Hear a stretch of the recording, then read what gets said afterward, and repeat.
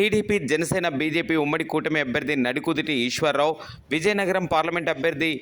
అప్పలనాయుడు సతీమణి ప్రభానాయుడుకు రణస్థలం మండలం విఎన్పురం గ్రామంలో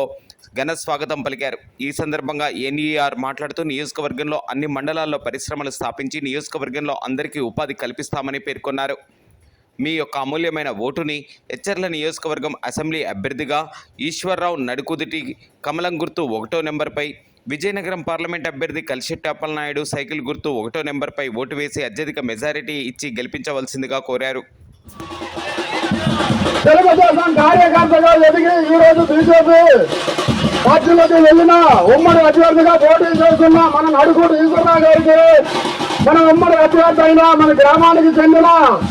ఉమ్మడి అభ్యర్థి కలిశెట్టి అప్పలనాయుడు గారికి స్వాగతం పలుకుతూ స్వాగతం తెలిసిన ఇతర వ్యక్తులు ఈ రోజు మన ఉమ్మడి అభ్యర్థులు అవడం మన అదృష్టంగా భావిస్తున్నాం.